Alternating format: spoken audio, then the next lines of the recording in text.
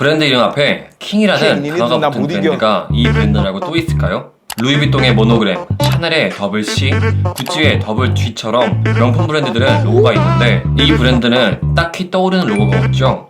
그럼 이 브랜드는 도대체 왜 로고가 없을까요? 그럼 도대체 또 어떻게 했길래 이 브랜드는 로고가 없어도 로고 플레이를 하지 않아도 이렇게 유명해질 수 있었던 걸까요? 자, 오늘은 카바백부터 만두백, 카세트백까지 모든 여성들을 비롯해 남자들까지 가방을 갖고 싶게 만든 브랜드 보테가 베네타입니다.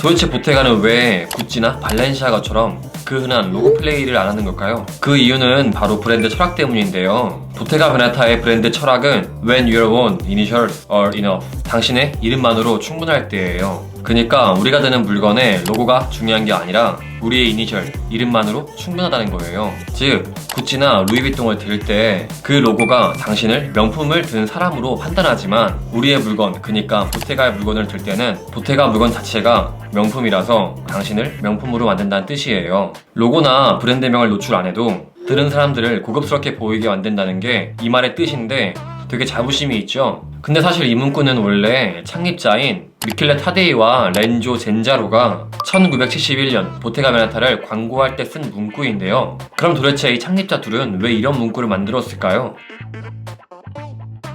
앞서 말했듯이 보테가 베네타의 창립자는 미켈레 타데이와 렌조 젠자로 총 2명이었는데요. 이 둘은 이탈리아 베네토주에 있는 비첸자라는 도시에서 태어났어요. 비첸자라는 도시 자체가 워낙 가죽으로 유명한 지역이었고 그래서 창립자 2명은 초등학생 때부터 자연스럽게 가죽 공방에서 일을 배웠대요. 그렇게 가죽 실력을 키우던 미켈레와 렌조는 1966년 최고급 가죽 제품을 만든다는 목표로 보테가 베네타를 창립하게 돼요. 근데 보통의 명품 브랜드들을 보면은 보통 창립자 이름에서 따오잖아요. 뭐 구찌는 구찌오 구찌, 발렌시아가는 크리스토발 발렌시아가, 샤넬은 가브리엘 샤넬. 근데 보테가 베네타는 아니죠. 사실 브랜드명이 보테가 베네타는요, 이탈리아어인데요. 이탈리아어로 베네토의 공방이라는 뜻이에요. 아까 창립자가 태어난 지역이 이탈리아에 있는 베네토주의 비첸자 도시라고 했잖아요. 그리고 이 비첸자라는 도시가 가죽 공방으로 워낙 유명한 곳이었고 그래서 미켈레와 렌조는 베네토에서 만든 가죽 제품이 최고의 제품이니까 브랜드명을 그냥 베네토에 있는 가죽 공방, 즉 베네토 공방으로 만들자고 해서 보테가 베네타가 된 거예요. 우리나라로 따지면 뭐 이천의 쌀 같은 느낌이랄까? 한글로 하니까 좀 이상하죠? 아무튼 이 둘은 특유의 가죽 직조 기법인 인트레치아토를 개발해서 보테가 베네타의 상징으로 만들기 시작해요. 이 인트레치아노 기법이 가죽을 가는 끈 형태로 길게 자르고 꼼꼼하게 엮어서 격자 문양을 이루도록 제작하는 기법이거든요. 가죽을 엮다 보니까 자연스럽게 무늬가 생기게 되고 또 다른 가방처럼 단순히 가죽 하나 되는 것보다 더 튼튼해서 보테가 제품들은 자연스럽게 고급스럽고 튼튼하다는 이미지가 생기게 돼요. 그렇게 특유의 고급스럽고 튼튼하다는 이미지를 가지게 된 보테가는요, 점점 유명해지면서 5년 뒤인 1971년 한 광고를 내게 되는데요. 이때 여기서 앞서 말했던 When your own initials are enough, 당신의 이름만으로 충분할 때가 여기서 나오게 돼요. 그리고 이렇게 이 광고가 유명해지게 되면서 보테가는 유럽 상류층한테 인기를 끌게 되고 그 인기에 힘입어 보테가는 해외에 진출까지 하게 돼요. 1974년 보테가는 뉴욕에서 가장 부자들만 산다는 맨해튼 어퍼 이스트 사이드에 단독 매장을 열게 돼요. 이때 보테가 매장은 그 당시 뉴욕에서 흔히 볼 수 없는 이탈리아 스타일의 카페트와 직물, 샹들리에 등으로 꾸미게 되는데요. 솔직히 지금 이런 게 서울에 생긴다고 하면은 신기해서 누구나 갈 것 같잖아요. 근데 특히 50년 전 뉴욕에서 이런 게 생겼다? 엄청나게 인기를 끌었겠죠. 그렇게 보테가는 특유의 고급스러움과 튼튼함 덕분에 뉴욕에서도 인기를 끌게 됐어요. 근데 여기서 보테가는 수작업의 한계를 맞게 되는데요. 앞에 말했듯이 보테가 베네타라는 이름 자체가 베네토의 공방이잖아요. 그래서 이때 보테가는 정말로 베네토에 있는 장인들한테 수작업으로 보테가 제품들을 만들도록 시켰는데요. 이게 너무 인기가 많아지다 보니까 주문량을 장인들이 못 따라갔대요. 솔직히 아무리 장인이라고 하더라도 하루에 몇 개를 만들 수 있었겠어요. 한두 개가 끝이겠죠. 그래서 이때 보테가는 주문은 미친듯이 밀려오는데 팔 제품들은 없고, 물건을 팔아야 돈을 버는데 물건을 못 파니까 돈도 없고, 아주 총체적 난국이었대요. 그래서 결국 1970년대 후반 창립자인 렌조 젠자로는 보테가가 힘들다고 판단을 해서 보테가를 떠나 또 다른 명품 브랜드인 로에베의 크리에이티브 디렉터가 되고요. 렌조가 떠난 뒤 얼마 지나지 않아서 또 다른 창립자 미켈레 타데이 역시 보테가를 떠나게 돼요. 근데 또 이때 기가 막히게 창립자 미켈레 타데이의 전부인인 라우라 모테도가 딱 뉴욕에서 살고 있었는데 망해가는 보테가 베네타를 보게 돼요. 미켈레 타데이와 결혼 생활을 할 때 잘 되고 있었는데 갑자기 망하고 있으니까 기분이 어땠겠어요? 안타까웠겠죠? 그래서 그렇게 1980년 라우라 몰테도는 보테가를 다시 핫하게 만들겠다면서 인수를 하게 되고, 그렇게 새로운 보테가의 크리에이티브 디렉터가 돼요. 솔직히 되게 안 좋게 보이잖아요. 갑자기 가죽과 관련 없는 사람이 인수를 한다?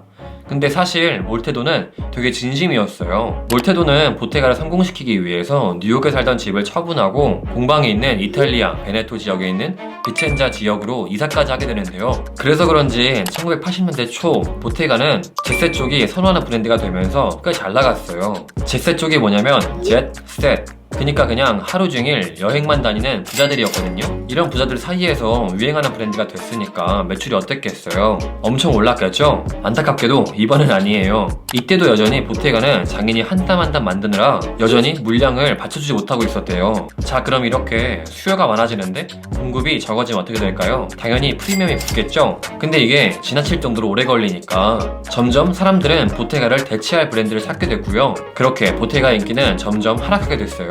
자, 그럼 이때 보테가를 인수한 몰테도의 심정은 어땠겠어요? 엄청 불안했겠죠? 그래서 1990년대부터 몰테도는 매출을 다시 일으키기 위해서 1971년에 세웠던 가치, 당신의 이름으로 완벽할 때 이거를 버리고 다른 명품 브랜드처럼 BV 로고를 만들어서 로고 플레이를 하기 시작해요. 보테가와 다른 명품 브랜드 간의 차별점이 사라지기 시작한 거죠. 그렇게 보테가 특유의 장점이 살아갈 때쯤인 2001년 2월 뜬금없이 구찌그룹, 지금의 케어링 그룹이 망해가던 보테가를 인수하게 돼요. 이때 구찌는 톰포드가 들어와서 다시 살아나고 있을 때였거든요. 근데 톰포드가 1980년대 제색조한테 인기가 많던 보테가를 보고 구찌그룹한테 보테가를 꼭 인수해야 된다고 얘기를 했대요. 이때 톰포드가 설득 안 했으면 지금의 보테가는 없었겠죠. 그렇게 인수한 지 4개월이 지난 2001년 6월 보테가는 새로운 크리에이티브 디렉터로 독일 출신의 디자이너 토마스 마이어를 임명하는데요. 이 토마스 마이어는 원래 건축 쪽을 전공했는데 파리에 넘어왔다가 패션에 매료돼서 기라로시, 소니아 라키엘, 에르메스에서 일했던 디자이너였어요. 특히 에르메스에서 9년 동안 가죽 제품들을 디자인했는데 이때의 디자인들을 톰포드가 특히 좋아했대요. 토마스 마이어를 보테가로 데려온 것도 톰포드가 한 것 같죠? 그렇게 2001년 6월부터 보테가의 수장이 된 토마스 마이어는 죽어가던 보테가를 살리기 위한 작업들을 시작해요. 토마스가 한 일 중 가장 첫 번째는 브랜드 정체성 확립이었어요. 토마스는 1971년 만들어진 브랜드의 철학, 당신의 이니셜만으로 충분할 때를 다시 브랜드 가치로 세우고요. 그 가치에 맞게 보테가를 리빌딩하기 시작했어요. 토마스는 몰테도가 만든 보테가의 로고를 다시 없애버리고요. 보테가의 시그니처인 인트레치아토를 강조하면서 브랜드의 시작이었던 가죽장인 정신이 깃든 제품을 생산하려고 노력하게 되는데요. 그렇게 토마스는 2002년 SS에서 리빌딩된 보테가를 보여주는데요. 이게 대박을 치게 돼요. 이때 토마스가 보여준 가방이 바로 보테가 가방의 역사를 바꿔놓는 카바백이었어요. 카바백은 금속 버클이나 기타 장식을 비롯해서 브랜드 로고조차 없는 아주 기본적인 백이었거든요. 근데 이 아무것도 없는 기본적인 가방에 명품 브랜드의 로고 플레이에 지친 사람들이 열광하기 시작해서 결국 카바백이 보테가 베네타를 다시 핫한 브랜드로 만들게 돼요. 그렇게 카바백으로 성공을 맛본 보테가는요, 2005년 2월 여성의 레디투웨어 컬렉션을 선보이고요. 곧이어 2006년 5월 남성복의 런웨이까지 하게 되면서 완벽한 명품 패션 브랜드로 탈바꿈하게 됐어요. 여기서 토마스는 지치지 않고 2006년 10월 1980년대에 물건이 없어서 못 팔던 때를 생각하면서 이탈리아 베네토 비첸자 지역에 가죽 장인 학교를 만들어서 나중에 물건이 없어서 못 파는 상황을 방지까지 해요. 그냥 토마스 한 명이 보테가를 먹여 살렸죠. 하지만 토마스도 영원히 트렌디하지 못했는데요. 2010년 중반이 지나가자 패션의 트렌드가 럭셔리에서 스트릿을 넘어가기 시작하면서 토마스의 감각이 뒤처지기 시작해요. 이렇게 토마스의 감각이 뒤처지기 시작하자 보테가 베네타는 2018년 7월 17년 동안 보테가를 지켜오던 토마스 마이어를 대신해서 33살의 젊은 디자이너인 다니엘 리를 크리에이티브 디렉터 자리로 영입하게 돼요. 사실 이 당시 보테가 그룹을 가지고 있던 케어링 그룹의 회장이 프랑스와 앙리 피노 회장이었는데요. 이 회장이 구찌에는 알렉산드로 미켈레, 발렌시아가에는 엠나 바질리아를 넣으면서 젊은 디자이너가 명품 브랜드들을 새롭게 만들어준다는 거에 확신이 있던 때였어요. 그래서 보테가 베네타에도 젊은 디자이너인 다니엘 리를 넣은 거였어요. 그렇게 2019년 2월 22일 다니엘 리가 처음으로 19FW를 내놓게 되는데요. 이 쇼가 보테가의 역대급 쇼였다는 평가를 받아요.